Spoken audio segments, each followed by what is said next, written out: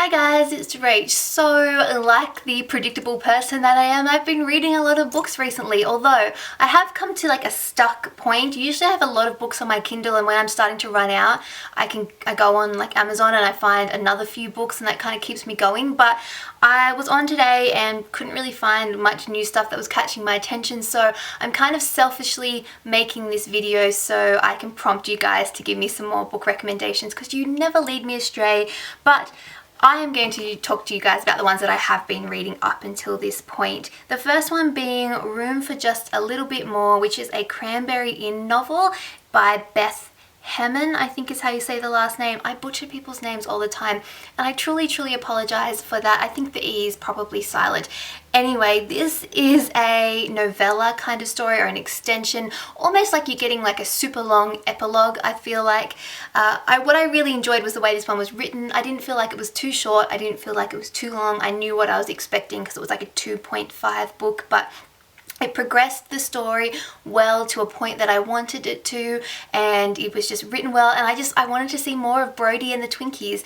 If you haven't heard me speak about the other books in this series before, it's about a woman who's raising twin, like 5-year-old twin girls with her mum, and they run an inn basically, and one day a hockey player gets sort of stuck in bad weather, and he ends up stumbling upon this inn, has to stay overnight, and Brody and Casey, who's the mum who I'm talking about, meet, and they kind of start their own little love story, and it's about how they get together and their growing relationship. Just honestly, his relationship with the two daughters is just absolutely adorable, and I really liked the first couple of books. So I was excited to get a little bit more of this story. Another series that I mentioned before, this is the Crossroads series, and I mentioned the first 7 books in my last book chat, and then literally I think as that book chat went up, which is fairly typical of me, I said in the video that the last book wasn't out yet, but because my videos are filmed in advance, by the time the video went up,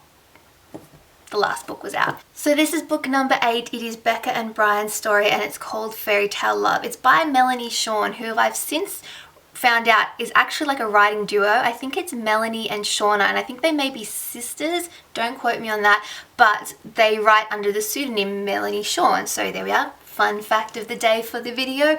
This one is the 8th book, like I said, in a series, and Becca and Brian have been best friends for years, and they've both kind of developed feelings for each other, but they're both also scared to kind of rock the boat and don't want to lose the friendship that they have, and they end up going on this dating show. Brian sort of decides to do it. He could use the money that you win by going on this show, and he also kind of doesn't want to spend too much time with Becca, because even though she's his best friend, he's also trying to avoid kind of showing his feelings, because they both don't realize that they have feelings for each other. You know, that kind of typical conundrum that people deal with. I reckon it'd be awesome to fall in love with your best friend if you both loved each other. It would work out perfectly, which, spoiler alert, that may happen. But anyway, they go on a dating show, kind of like Bachelor kind of style, but it's more couples, and it's to do with like fairy tales and fairy tale characters. Anyway, I'll let you read the book, but if you enjoyed the rest of the series, then I think you'll enjoy Becca and Brian's story. Next, I wanted to talk about Tamed, which is by Emma Chase, and I've mentioned the first 2 books in this series, Tangled and Twisted, before, because I really enjoyed them. Really funny, really witty. This one is written about a different couple, but this one happens at the same time as the first book happens. It's just 2 different characters. This is Matthew and Dee's story, and it's written from Matthew's perspective, and just like the first book, which is written from Drew's perspective, it's a male perspective, and she just does it so well. It's so like frank, just observations about life and about the way guys think, and it's kind of written in first person, like you're going along with the story, but then all of a sudden it kind of cuts as if they're talking to you. Like it's kind of like a little soliloquy, almost like they talk to you and stop, and I like the way it's written. I think it flows well, and it's really funny, and I liked hearing more about Matthew and Dee's story. The one thing I would say about these books is that I would almost read them out of order, and I never say that about books ever. The next book that I want to talk about is actually a novella, and it's called Holy Friggin' Matrimony, which is by Emma Chase again, and this is considered to be 1.5, and this is basically actually about Matthew and Dee's wedding. So even though it's 1.5 and Tamed is book 3, this occurs in time after book 3 happened. So if you want to read this series, and I would highly recommend it, it's funny kind of stories about guys who are kind of committed bachelors who find the girl that kind of knocks them on their knees kind of thing. Drew is a little bit more of a committed bachelor than Matthew. Matthew actually kind of wants a relationship, and Dee, the girl, is kind of the crazy one who's a little bit skittish, but it's just hilarious about how they get together with their significant others. I would read book 1 first, then I would read book 3, then I'd come back to book 1.5, then I would read book 2, which is Twisted, and that's written from a female's perspective, and then I would read book 4, which is coming out hopefully soonish. I'm not sure when, but I'm really, really excited about it. So yes, that was a little bit confusing, but if you do decide to read this book and what I said didn't make sense, let me know and I'll reiterate it. If you've been following me talking about books for a while, then you guys know my love for Colleen Hoover. She's one of my favorite authors. I've loved everything that she's written. She's kind of one of these authors that will tear you apart. She writes these emotional books and then slowly puts you back together again with the book. That's the only way I can describe it. She released a new standalone book called Ugly Love recently, and I don't even know how to describe it. It's just one of these stories that's heart-wrenching and emotional, but it's also really sweet, and it's sexy, and it's funny, and it's all those things like wrapped up into a pretty package that you can read. I read it in like a day and a bit. I think I basically read it in a day and stayed up late to finish it off, because it was just one of those things that I couldn't stop reading. Miles, who's the main character of this book, he has experienced some really tough things in his life, and his first kind of, I guess, experience of love was really young, and it was really passionate, and it ended really badly, and now he just doesn't know how to let that go, and he doesn't know how to move forward. But he started to have this kind of friends with benefits relationship with his next door neighbor, across the hall neighbor, Tate. And Tate has just moved in with her brother. She she's a nursing student. She doesn't have a lot of time, and she is not necessarily looking for love either at this point in her life, but they kind of get together. They have this amazing chemistry, and then feelings sort of come about, and it's how you deal with them and how he kind of deals with the past so we can move forward. And it's one of those stories where it does jump back and forth, so it goes back to Miles's past and then it jumps forward to the future. And it's interesting because usually books where you jump back and forth, the story jumps back to a couple in their past and then back to their like current. But in this book, it jumps back to the past, and it's actually almost a love story of Miles with another girl. And it's hard to read at first, because it's hard to read about a story of a couple kind of getting together, and you can kind of see that you want to have them have a happy ending, while at the same time reading about the same guy and his developing love story with another girl. And you kind of see how it progresses, and it works, and you need to go there because you need to get that backstory, to feel the emotion, to get broken apart, to be re-put back together again. It's a ride, and I would recommend Colleen Hoover's books. And I feel like I just babbled on way too much and got way too involved about a book, but you know what? Good writing. The next 2 stories I actually received as kind of like an ARC copy through NetGallery, and these are by Jill Shalvis, and I've been reading the Lucky Harbour series for a very long time. I don't know what we're up to. I don't know if this is like maybe the 12th book, 11th and 12th, or is it there's a lot of them. I mentioned the first one in this last little trilogy in my last book chat. I have the next 2. I have He's So Fine and 1 in a Million. So this sets up there was 3 guys, 3 friends who run a charter service, and these 3 stories have basically been about each of them finding the girl of their dreams. I guess you could say this one is Olivia and Cole's story, and I quite enjoyed it. It's one of those, I mean, all of the stories are kind of, they have that little bit of drama, they definitely have sexual chemistry, and it's about them kind of getting together, and there's always one who's a little bit more into the relationship than the other. In this book, Cole is one of these people who's very black and white, very set in his ways. He doesn't sort of believe in lying, because in the past he's had relationships where the woman kind of lied to him, and it really tore him up, and it's why he's avoided relationships. So he sees everything in black and white. And Olivia is actually like a former child star who sort of had everything go wrong for her, and she's kind of forgotten about that life, changed her name, and has now started this new life in Lucky Harbour.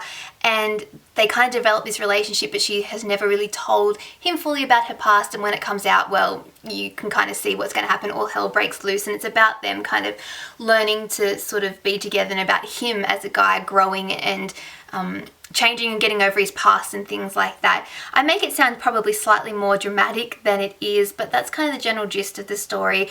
And they are, I think, quite well written. This one probably wasn't my favourite out of all of them. There was parts which I felt were a tad slow, but I still really enjoyed I just enjoyed Jill Shalvis's books in general. The other one, like I said, is One in a Million, and this is Callie and Tanner's story. And Callie is actually the granddaughter of Lucille, who's kind of a character that's been in all the books, the last like 10, 12, however many there's been of them. She's an old kind of lady who we basically find out has kind of had a hand in setting up all the couples in all the books that have come before this one. And that's what makes me think that this one might be the last one in this series, which could be kind of sad, because she kind of says that once she gets Callie her happy ever after, she's sort of hanging up her meddling boots, I guess you would say. So I don't know if this is going to be the last one in the series, but I did really enjoy it. I enjoyed the couple. I thought they were really cute together. They got kind of pushed together by, I guess, everyone in the town. And I think that's what I love about these stories, is that they really encompass a lot of secondary characters. This video is starting to drag on, so I'm going to wrap it up quite soon. A couple more books, bear with me.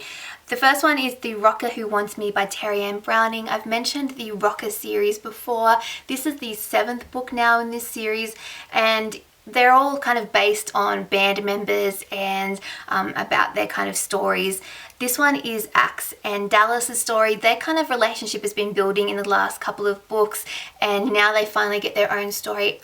Axe has kind of had this kind of on again, off again relationship with another woman, and it's kind of been the reason why him and Dallas have never really gotten together properly, because she feels like anytime that something comes up, he goes running to the other girl to help her. Even though he's never really loved the other girl, he truly does have feelings for Dallas, and he loves her, and he's just trying to get this relationship to work and not screw it up, and dealing with other people and dealing with being on tour and whatever comes with being a, you know, like a punk rock band or whatever they are. So that's the kind of general premise of the story. If you like those kind of stories, ones that are kind of linked by a band in music industry and stuff like that, then I think you will enjoy this series. It is an adult series, definitely has adult themes, but I enjoyed Axe and Dallas's story, and I will continue to read this series if there are more books, who knows. This one is kind of based on a second band, so I'm guessing that the other band and all those members are probably going to get their own story, so we'll see. But I think there may be more books in this series, and I'm looking forward to reading them. Another book that I want to give a quick mention is Come Dancing by Leslie Wells, and the reason why this kind of stood out is because it's actually set in the 80s, which is totally random for me. I either read like contemporary romance novels or historical or like fantasy or like supernatural ones, things like that, dystopian, young adult. I don't think I've ever read a book that's set in the 80s, but that was what was kind of interesting. This one does have, again, a kind of a musical kind of theme. This girl meets a guy who's like in a band, I think he's in a band, or he's a rock star of some sort, and basically they start this kind of relationship, and it's about, she doesn't really know where she stands with him, and it's about him kind of cleaning up his act and them sort of finally kind of getting in an actual relationship, as opposed to like one night stands, which is how a lot of the guys' previous relationships have kind of been. But yeah, that's kind of the story. I just thought that it would be interesting to mention for those of you who maybe are a little bit older, who may have been around in the 80s. I mean, I was born in the 80s, I'm a 1989 baby, don't remember anything of the 80s. But if you're kind of interested about that, it's kind of cool seeing what like 80s New York was like, and like the club scene, and just the different little references that this one has makes it something interesting. It probably wasn't my favorite book ever, but that kind of different setting was something unique for me. Okay, last book I'm going to speak about is by Tammara Webber, and this is Breakable, which is the companion novel to Easy. And I read Easy quite a while ago. I couldn't actually remember exactly how the story went, but I just knew that I liked it. And it's something that's become quite common, I've noticed, is writing these companion novels. So Easy was written from the girl's perspective, I think pretty much solely. So Breakable is basically the same story again, but written from Landon/Lucas, because he kind of has two different names, but Lucas's perspective. So you kind of get to see, you actually get to see quite a lot of his backstory and why he is the way that he is.